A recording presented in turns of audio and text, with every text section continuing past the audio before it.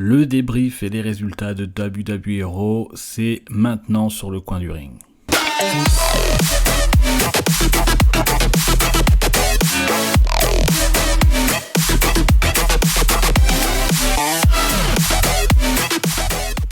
Bienvenue à tous sur le coin du ring pour le débrief de WWE Raw avec un petit peu de retard. On va décrypter ce qui s'est passé à Raw lundi. Et n'oubliez pas de vous abonner, nous suivre sur les réseaux sociaux et de liker la vidéo, de la partager. On commence directement avec les résultats et le débrief de WWE Raw où le show commence avec Sami Zayn et Kevin Owens qui sont sur le ring. Et voilà, après la réunification lors de SmackDown, ils invitent, ils veulent détruire The Bloodline à WrestleMania et les Usos arrivent pour les confronter. Et ils disent qu'il y a une seule façon de terminer cette histoire, c'est à WrestleMania sur la plus grande scène du monde. Donc ça sera les Usos contre Kevin Owens et Sami Zayn pour les titres par équipe. Voilà, ça sera frère contre frère jusqu'à ce que la bagarre éclate entre les 4 lutteurs, bagarre un petit peu générale. Les Usos prennent les chaises, mais sur l'écran géant, on voit Roman Reigns, Paul Heyman et Solo Sikoa qui arrivent. Donc du coup, les Usos préfèrent lâcher les chaises et repartir en coulisses pour rejoindre Roman Reigns. Et ce segment se termine comme ça. Alors, très bon segment dès le départ du show. Après, on sait vraiment que cette histoire est très très forte. Ça serait, selon moi, ça devrait être le main event de la première nuit, mais visiblement, ça serait plus Charlotte Flair contre Rhea Ripley. Mais en tout cas, excellent segment dès le départ avec, on n'a pas trop cherché, c'est parti directement en bagarre entre les 4 lutteurs, pas trop de dialogue pour faire encore plus monter la rivalité. On est à 2 semaines de WrestleMania maintenant, donc vraiment excellent segment. Donc ça sera frère contre frère à WrestleMania pour les 2 lutteurs. On poursuit le show avec un non-title match, Austin Theory, champion US, contre Montez Ford, puisque la semaine dernière il a affronté le partenaire Dawkins de Montez Ford, et c'est toujours Austin Theory qui a remporté la victoire contre Montez Ford avec un superbe match. On sent vraiment que Montez Ford va vraiment devenir une grosse star dans les années à venir. En tout cas, et voilà, le match entre les deux était vraiment de très bonne qualité. Et après le match, Austin Theory qui prend le micro, qui dit pas grand chose, il dit juste que John Cena ne croyait pas en lui, mais qu'à WrestleMania, il va croire en lui. Un Theory déterminé, qui met beaucoup d'intensité dans sa promo, c'est même pas une promo, c'est vraiment, il a dit une phrase, mais en tout cas, beaucoup d'intensité, beaucoup de charisme. Donc John Cena a aussi pas là lors de ce WWE Raw, ce qui est dommage, ça fait 2 semaines qu'il n'est pas présent. Je pense qu'il va être présent la semaine prochaine pour le dernier Raw avant WrestleMania. Mais en tout cas voilà, Austin Theory depuis 2 semaines qui envoie des messages à John Cena. On repart en coulisses avec ce WWE Raw où on voit donc The Bloodline avec Roman Reigns dans les coulisses où Roman Reigns n'est pas très satisfait puisqu'il dit que Jimmy et Jey Uso ont pris une raclée en début de show et que ça lui plaît pas tellement. Mais Jimmy lui dit que rien ne pourra lui faire plus de mal que quand son frère est éloigné de lui maintenant qu'ils sont rassemblés. C'est vraiment ce qui le motive le plus. Alors, ce segment est assez important sur ce WWE Raw puisque ensuite Roman Reigns demande à tout le monde de sortir et il parle seul à seul avec Jey Uso où il demande à Jey Uso s'il est toujours avec le Bloodline. Ce dernier dit que oui. Après que Jey ait quitté la pièce, Paul Heyman demande à Roman Reigns si vraiment il a trouvé la réponse envers Jey Uso. Roman Reigns dit que oui, il a trouvé la réponse de Jey Uso satisfaisante, mais dans ce segment, on a vu des regards s'échanger et quand j'ai vu moi ce segment, je me suis demandé est-ce qu'à WrestleMania, c'est pas Jey Uso ou les deux, peut-être les 2 frères, qui vont coûter éventuellement le titre à Roman Reigns. Alors on voit bien que le Bloodline arrive en bout de course. Il va certainement y avoir une explosion, en tout cas c'est assez tendu. Je me demande si les Usos vont pas faire perdre Roman Reigns. Alors personnellement, je ne vois pas Roman Reigns perdre les titres à WrestleMania, mais il va se passer, c'est bizarre. On sent qu'il va se passer quelque chose. En tout cas, voilà pour ce segment qui, pour moi, avait l'air assez important. Beaucoup de regards échangés, beaucoup de paroles un petit peu. Voilà, il a essayé de remettre tout le monde dans le droit chemin. On a vu que Jimmy, visiblement, le plus important, c'est d'être avec son frère.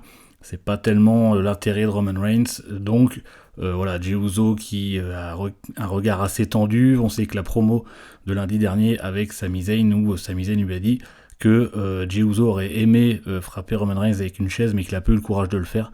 Tout ça, voilà, tout ça est en train de se mettre en place, et c'est vrai qu'on peut se demander si les Usos vont pas coûter le titre à Roman Reigns. On verra.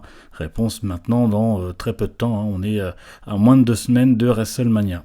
WWE continue avec le prochain match entre Mustafa Ali et Omos. Omos qui remporte la victoire assez facilement avec un double chokeslam sur Mustafa Ali. Après le match, MVP dit que le géant nigérien n'a peur de rien et que Brock Lesnar aura peur à WrestleMania.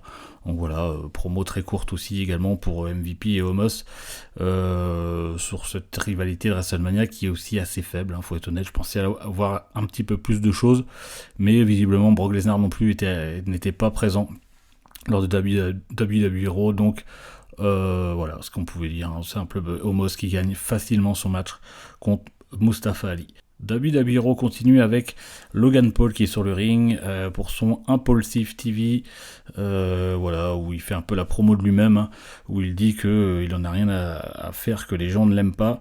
Il est là, c'est une superstar.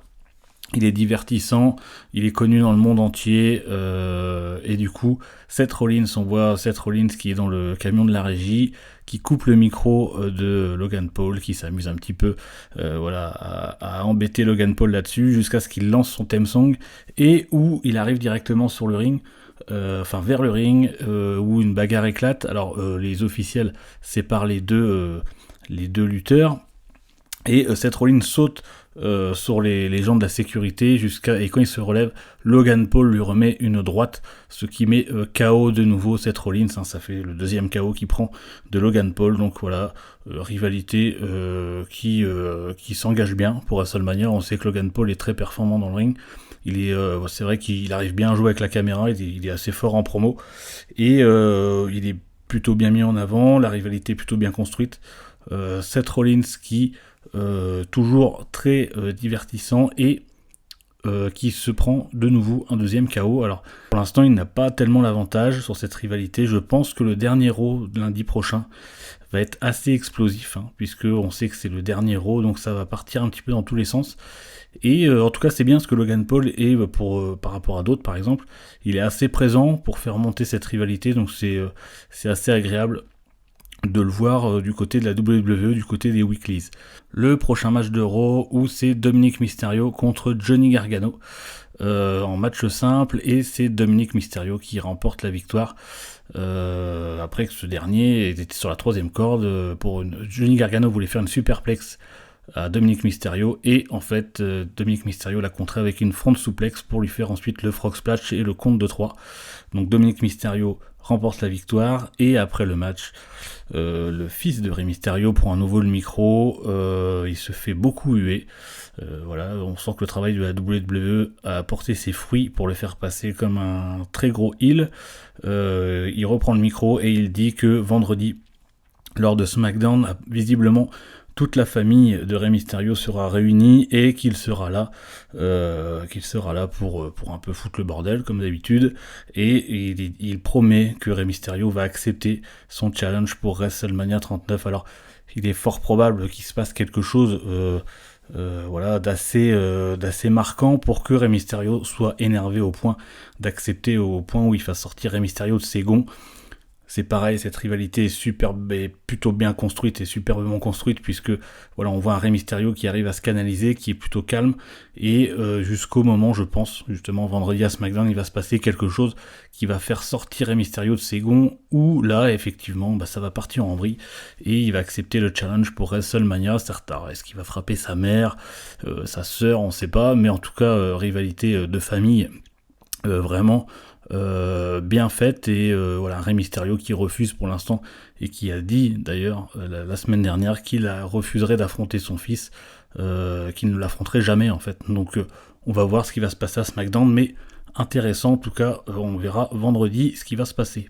Ensuite, pour ce Raw, sur l'écran géant, on voit une promo de Edge, un petit peu mystique, une promo un petit peu dark, où globalement, il dit à Finn Balor de laisser Finn à la maison et de venir avec le démon, donc pour qu'il puisse rencontrer le diable. Donc clairement, dans ce Hell in a Cell à WrestleMania entre les deux lutteurs, on va certainement voir un Finn Balor en mode démon, et un Edge peut-être en mode The Brood, comme il était à l'époque, avec Gangrel et Christian, où c'était un petit peu, on va dire, vampirisé ou des choses comme ça.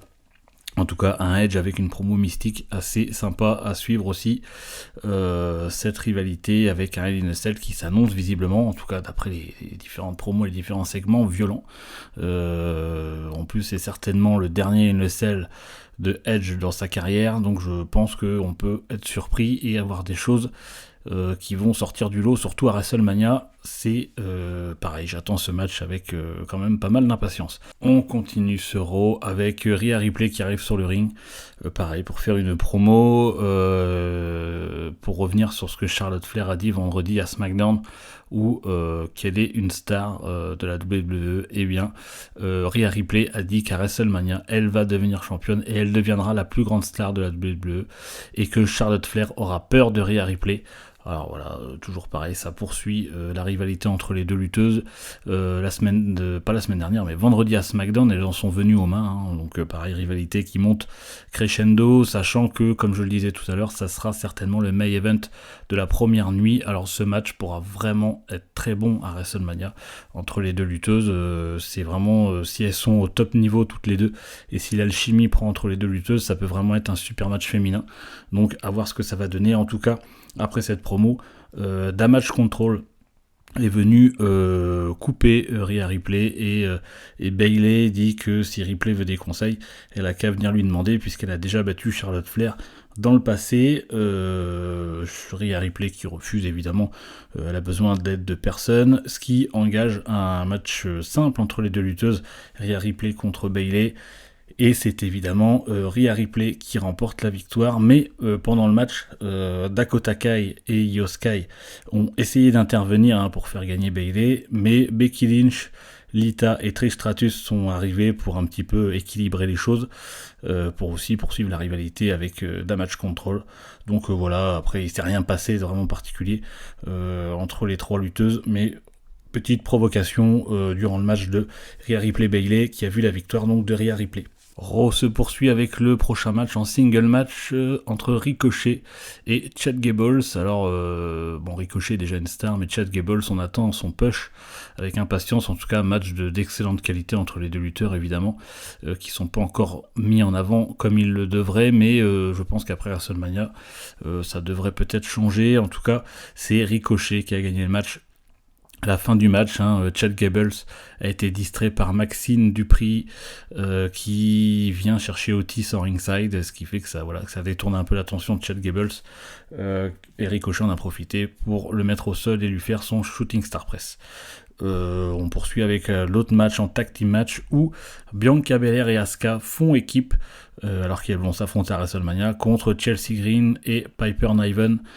Et c'est Bianca Belair et Asuka qui remportent la victoire, avec le Bianca Belair qui fait le tomber sur Piper Niven après son Kiwidi sur Piper Niven. Donc c'est quand même pas mal, puisque on sait que elle est assez lourde, et Bianca Belair c'est une lutteuse très puissante qui a réussi à lui porter sa prise de finition. Mais après le combat, cette fois-ci, on sait que depuis plusieurs semaines, les deux lutteuses ne se sont pas touchées. En tout cas, elles sont même plutôt aidées pour pas que l'une soit blessée ou avant WrestleMania. Donc, mais cette fois, après le match, c'est Asuka qui vient frapper Bianca Belair avec un running kick. Donc voilà, on voit vraiment là cette fois que Asuka est passée, on va dire, qui prend le rôle un peu du heel, de la méchante, en tout cas sur ce match.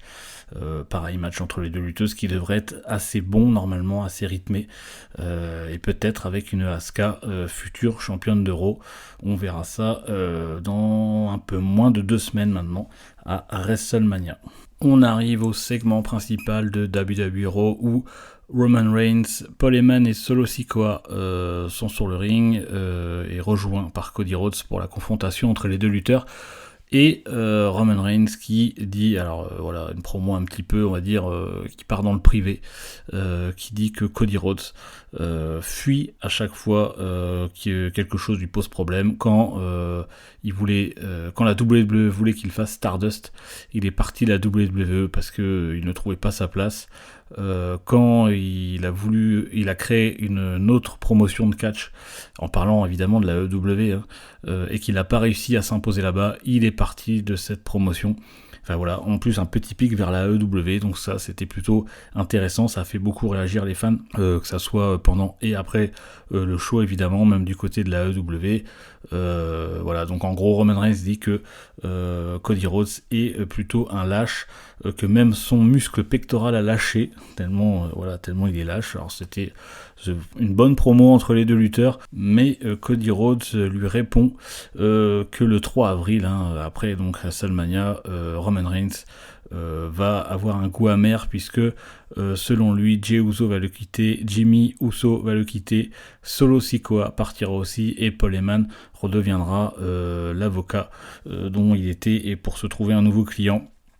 Alors du coup, Cody Rhodes prévoit l'explosion du Bloodline. C'est vrai qu'on peut se poser la question, ce qui évidemment n'a pas plu, et Cody Rhodes va s'en prendre à Solo Sikoa.